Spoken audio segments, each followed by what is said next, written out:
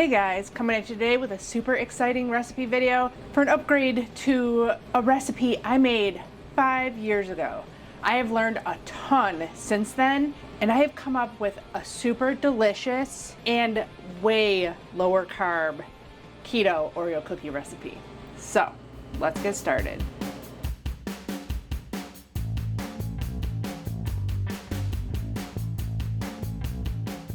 Hey everyone, welcome back. If you're new here, thanks for joining me. My name's Alycia. I'm a pastry chef with a sweet tooth, and now I own a keto gluten-free bakery. And I'm here to show you all the tips and tricks on how to make the best recipes possible. So if you enjoy my recipes, please hit the subscribe button down there and give the video a thumbs up. Leave me comments and share with all your friends and family. It all helps me grow and doesn't cost you a thing, and helps me bring you a new recipe video every Saturday. Today, some more delicious keto Oreo cookies.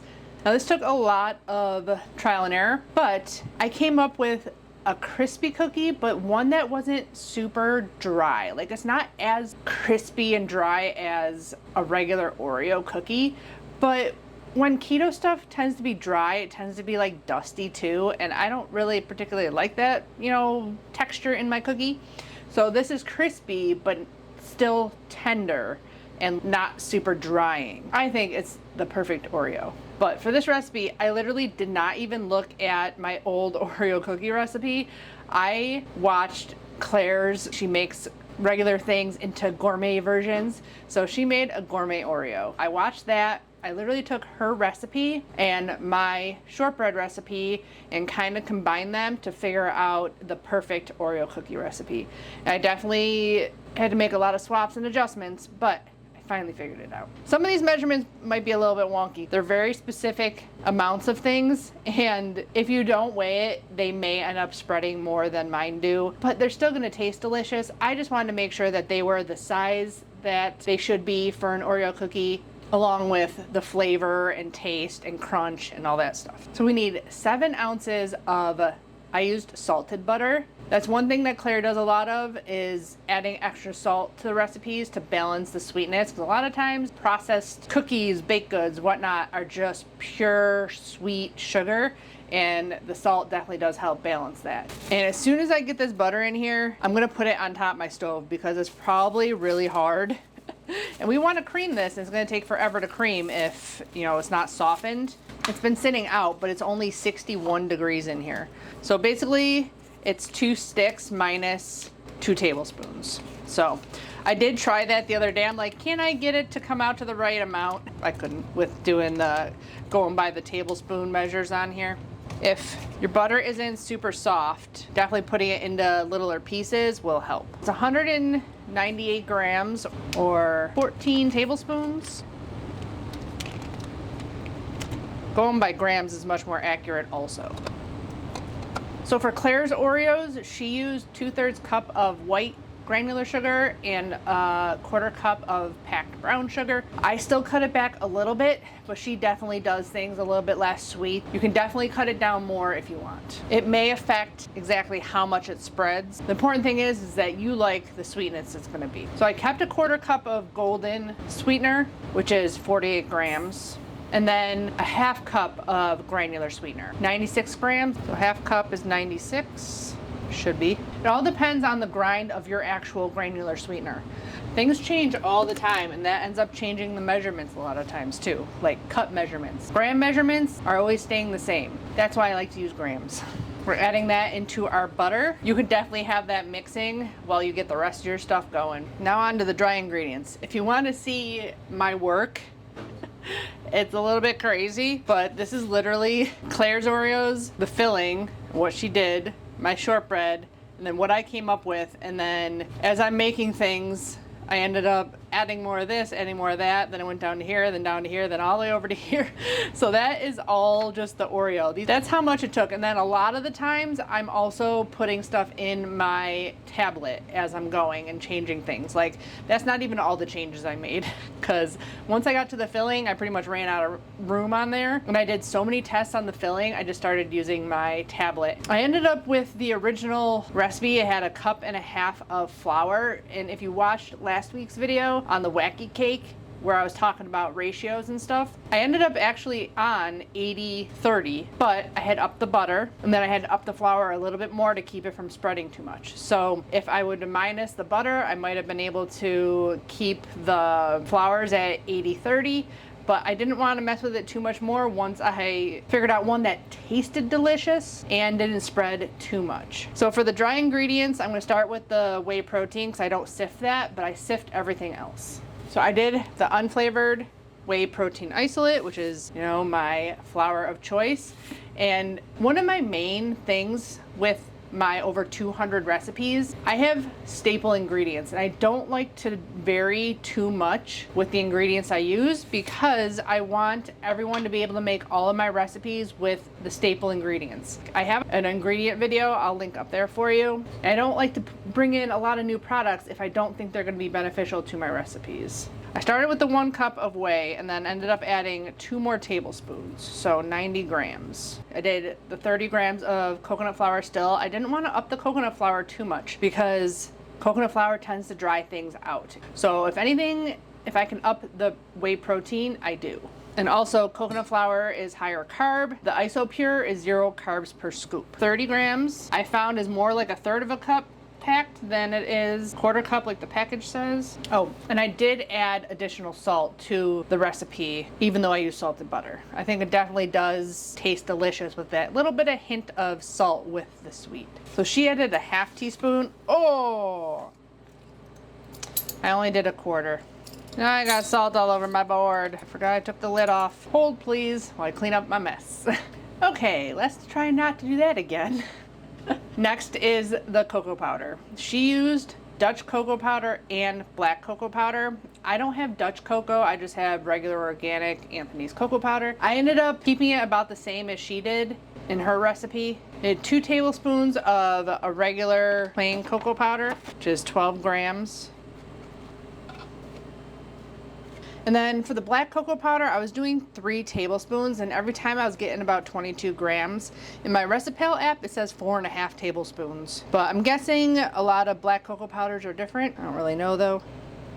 But I just always go by weight. That way it's the same every time. 3 tablespoons was only 19 this time, so I must have packed it down the other times. It all depends on how you measure with your measuring spoons. If you don't have a scale, 3 tablespoons kind of packed down, I would think would get you 22 grams. We only need 1/4 teaspoon of xanthan gum for this. Just a 1/2 teaspoon of baking soda.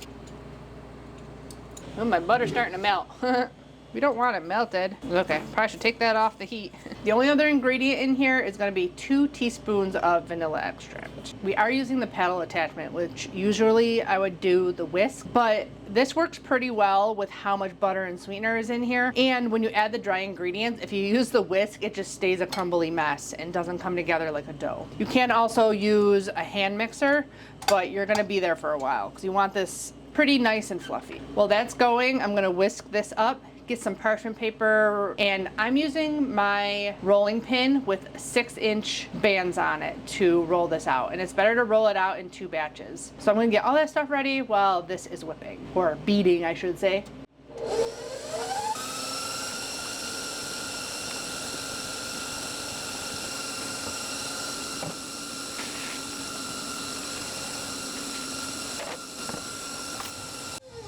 Well, I also have a cute little stamp, and I might go and get the other one I have that came with this. It says made with love or something like that. I did find these on Amazon. I'll have them linked below. I think that's good. So when it's real soft, it doesn't take as long. So we're gonna add the 2 teaspoons of vanilla.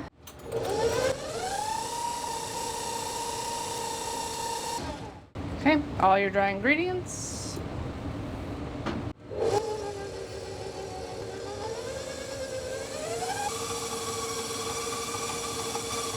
A couple scrape downs here. I want this really well mixed so there's no pockets of butter hanging out anywhere. Okay, looks good. The information I really like with Claire is that she gives measurements of everything, like what the size of the Oreo is, so I was able to not have to go out and buy Oreos. I actually modeled mine more after Dunkies from Chalk Zero because those are what I get most often. I'm gonna weigh out the dough just to divide it into 2 equal sections. Oh, 503. Really? 8 uneven numbers. So 251. You can also like knead it. You see there's a little bit of butter there. You just don't want it to get too warm in your hands if you have real warm hands. So this original rolling pin came with these bands, 1/6 or 4 millimeters. So just roll this out with 1/6 inch bands if you got them. Otherwise, try to do 4 millimeters on a ruler. I find it so hard to get even thickness though. Like, I love these rolling pins with the bands on them. Come in such handy. Everything baked evenly. And if you do this all in one, it's literally just big enough for this. That's why I opted to cut it in half. Much easier. Okay, I think we're good. Claire measured the Oreo and it was 4.5 centimeters, and ours spread a tiny bit. So the 4 centimeters works perfectly, or I think it's a 1.5 inch. I'm going to cut all these out, and then I'm gonna throw it in the freezer to harden up a little bit. By the time we roll out the other one, we can get these onto a sheet tray.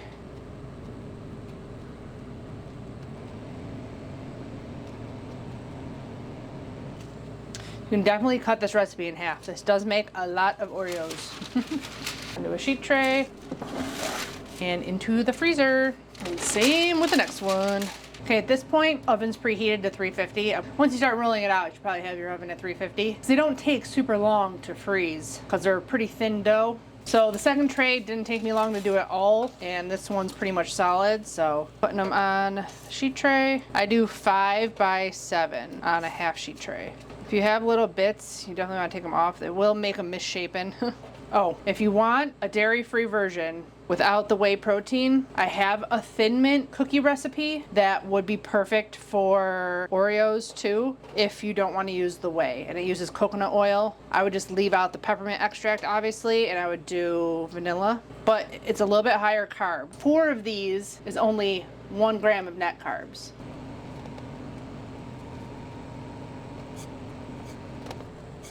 So these are going into the freezer while we get the next tray done up, and then we can throw these into the oven. I'm just gonna keep my scrap dough here and add it to the next tray and re-roll it.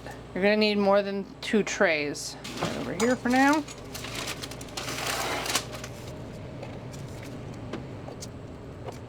Second tray going into the freezer, and we're gonna put that first tray into the oven. I found about 7 minutes is the time for the cookies, but ovens vary widely. So if you're doing this recipe for the first time, I would definitely do smaller trays to start because you don't want to burn them, and it's kind of hard to tell when they are done. So I would cook some, let them cool completely, and then taste them, even without the filling. Like, I did so many experiments before I even filled the Oreos. So I'm gonna do 4, turn it 3, and pull it out, and I'll show you how I stamp them. Roll this out again.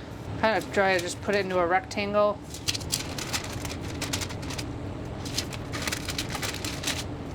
Roll it out. Really make sure you get down in the middle, because it's where it always seems to be thicker. Even though I'm using this rolling pin, got less than a minute on there. So these done real quick, back into the freezer. They already smell delicious in there. Delicious, rich, chocolatey smell.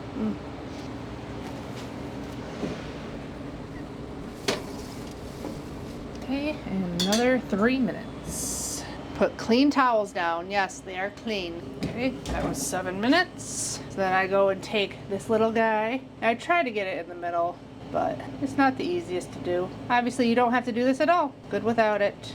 A little cute stamp. Okay, gotta let these cool completely before we do anything else. I'm gonna put that second tray right in. Like, I even more than I did last time. Last time I don't think all of it was really well rolled out to a 1/6 of an inch. That was the other problem with doing all the dough at once. Okay, throwing this one into the freezer.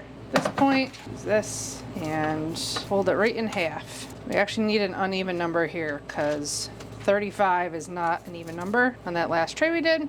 Into the freezer, and we're pulling that next tray out. We'll see if this stamp works. It'll be really hard to get it. Yeah, if it was just the heart maybe, but you're not gonna be able to read that. Okay, well those are cooling. I'm gonna talk a little bit about the filling and kind of do a little comparison here. The filling was actually a lot harder to figure out than the cookie, because when we add a lot of erythritol to butter or fat of any kind, it has that cooling effect. I did not want cooling effect in my filling because you already have the erythritol in the cookie.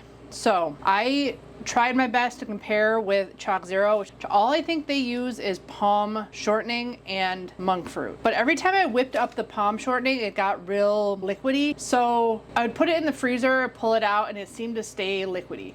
So in the end, I went back to my peppermint patty recipe where I did a rolled buttercream, but I minused the sweetener quite a bit. This one, you can see, like I was saying, I think some of my cookies were a little bit thick, which is why we ended up with 55 cookies when last time I got 48. But these were ones I made yesterday, and they seemed to set up. The palm shortening set up inside. Did end up going out and getting palm shortening. This is one that is regenerative organic certified, so this is one that I feel okay using. It does work with butter.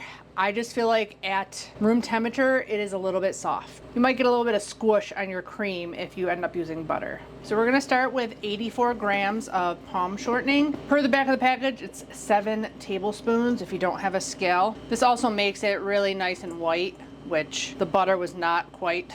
It was more yellowy. I wanted it to look as much like an Oreo as possible. And all an Oreo filling is sugar, corn syrup, and palm or vegetable oil. So pretty much the exact same thing, only we're using a little bit better ingredients. And I added a little bit of whey to make it a little bit thicker. I don't want the corn syrup to be sticking to the bottom of the bowl. I might actually microwave my corn syrup a little bit. We need 60 grams. Most of the time, if it's room temperature in here, my corn syrup will be flowy enough to just pour into here. So 60 grams, I'd weigh it because pain in the butt, otherwise sticky mess. So I always keep this on hand now. Doesn't go bad. So I'm gonna whip this up. 2 teaspoons of vanilla extract. Whoa. A little bit too much. So if you made your cookies right, you're gonna need the same exact cutter for your filling. To that, we're adding 1 scoop of whey protein. This, I think, is probably optional, but it adds a little bit of protein and makes it a little bit stiffer. Then just 50 grams of a powdered erythritol. I use the monk fruit erythritol. And then since this isn't gonna be really that sweet, I'm adding stevia. So you add stevia to taste for this. If you want to just make a rolled buttercream with all erythritol and butter, just add enough erythritol to make it super thick and able to be rolled out into like a dough, if you don't mind the cooling effect of erythritol. My family members are sensitive to it, and I kind of am too. I mean, I taste it, but it doesn't bother me that much. I'm gonna give this a little mix first. I'm gonna start on low.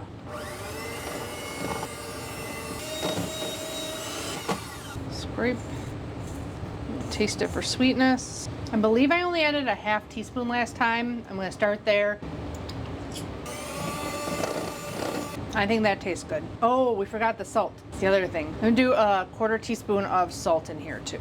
I tried a lot of different variations for this filling. Like I even went out and bought cocoa butter thinking the cocoa butter would really solidify our filling, but I couldn't get it to solidify. I don't know if I just wasn't giving it enough time, like overnight. I was just making frostings, cutting out circles, putting them in the freezer, taking them out and seeing if they melted, and a lot of them did. Like they all were melting on me, so I don't know. This one I thought was gonna be super soft today, but when I came in today, it wasn't. So I don't know. Feel free to experiment yourself. I did a lot of them. I probably did like 8 different fillings for these Oreos.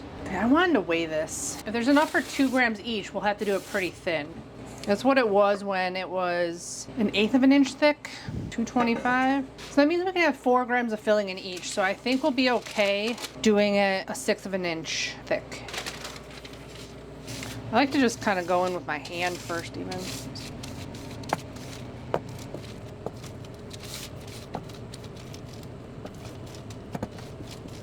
Okay, we're good. Okay, into the freezer.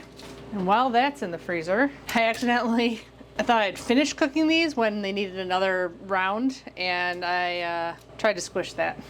So I'm gonna put the filling on the not stamped ones. Okay, 1 tray ready to be filled with filling. These will last on your counter for a long while. Like I have ones from like almost 2 weeks ago now. The thing with leaving things out on the counter is moisture levels. So things that are moist are gonna mold quicker than things that aren't moist. So like things like my bagels, my bread, stuff like that are gonna mold quicker. My pretzels I've had since before Christmas and they're still sitting back here, and I had one yesterday and they're still delicious. Our filling should be ready to at least punch out.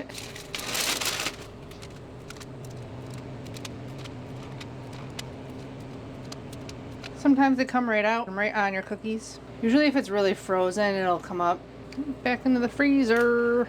You want to wait for them to get a little bit tacky before you put the lid on. We'll be back when those are frozen and we can get them all onto our Oreos. Okay, let's fill some Oreos. Keto Oreos. Keto upgrade sandwich cookies. Keto upgraded sandwich cookies? I don't know. We gotta work on a title. I might have to repunch these. I might have done it too early. I'm in a rush, of course, like always. They're not coming out nice and clean. I want clean Oreos. I'll put these back in the freezer. I might just redo them all. Off camera.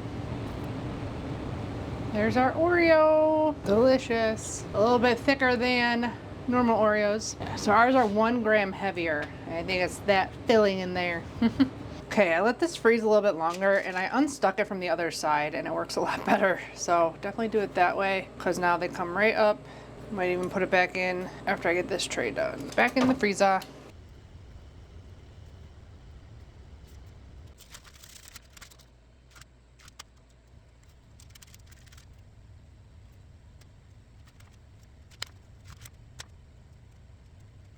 Hey, as you saw there, I was getting a little impatient by the end, but we made it 6-inch thick on that recipe. Gave you enough to fill 55 Oreos. And I looked up the filling amounts. 6 grams is about a double stuff, and I clocked this at about 4 grams, so we're a little bit higher than a regular Oreo, but not quite as much as a double stuff.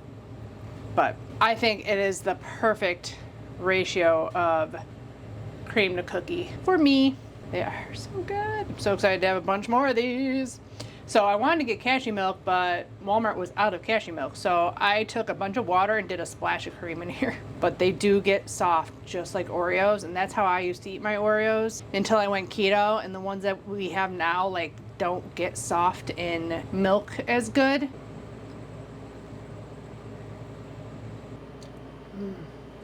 They get mushy. So good.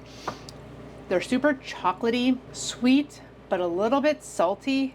And they have like a crispiness, but they're not like dry crispiness. They're just crunchy and delicious and yeah, so good. I mean, I'll eat one without dipping it in milk so you can hear how crunchy it is.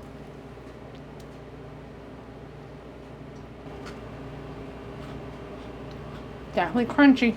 I'll put up here the comparisons. Ours do weigh a couple grams more than their 3 Oreos in the nutrition label. Like I said, you can't eat up to 5 with 1 gram net carbs, but the calories are pretty high for 5 Oreos. So I would stick with 3 if it was me, but they are pretty similar calorie-wise. Ours has a lot less total carbs, no total sugars at all, and a bunch more protein. They are so delicious. I'm so happy to be able to have this recipe finished. I have tried this multiple times over the last 5 years, so much so that I had a container of palm shortening, so I was planning on trying to figure out the filling 2 years ago, and it expired because I never got around to it. So I am happy I finally have this one in the books. I hope you guys love it as much as I have been loving having these Oreos.